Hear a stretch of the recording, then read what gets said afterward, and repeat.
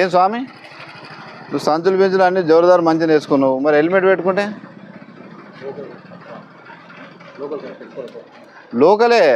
Local అయినా కూడా బయటకు వెళ్ళి రోడ్డు మీదకి వచ్చినావు కదా నువ్వు.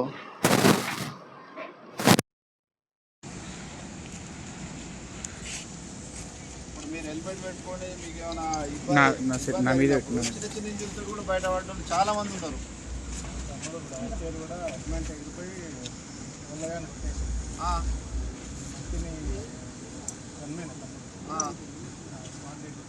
హెల్మెట్ కొట్టేసిందా? క్లిప్ పెట్టుకోలేడు చూసినా. అదే పెట్టుకుంటే హెల్మెట్ వల్ల మొన్న ఒక అబ్బాయి ఇక్కడ హెల్మెట్ ఉండే చిన్న ఇంజురీ స్క్రాచ్ అయింది, ఒక 4 రోజులు హాస్పిటల్ ఉన్నాడు, బయటపడ్డాడు. మరి కాదా?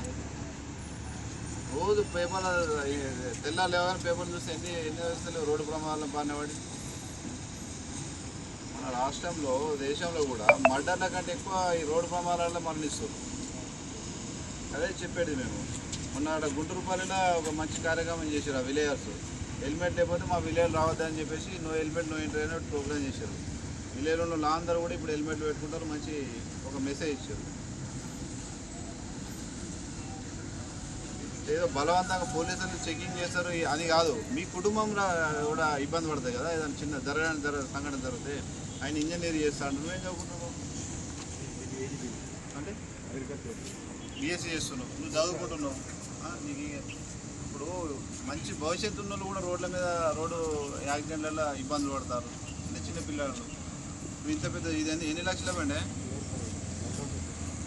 ఎంత బండి కాస్ట్ ఎంత?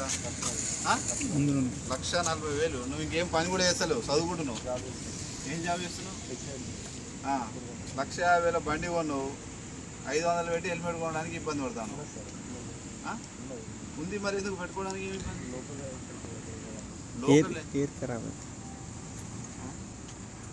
ఎంటికలు ఖరాబ్ అవుతాయి అనుకోండి. ఎందుకు క్రాప్ ఖరాబ్ అవుతుందా?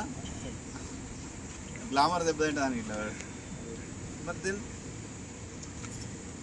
కొందరికి అపోహలు ఉంటాయి. హెల్మెట్ పెట్టుకుంటే ఏదో బాల్ ఏడొస్తాను అట్లా ఇట్లా ఉన్నా. మరి ఇంత స్పీడ్ బండి నువ్వు సెల్ఫ్గా డిస్క్ బ్రేక్ కొట్టినా కూడా అవతల పడతావు ఎగిరి కదా.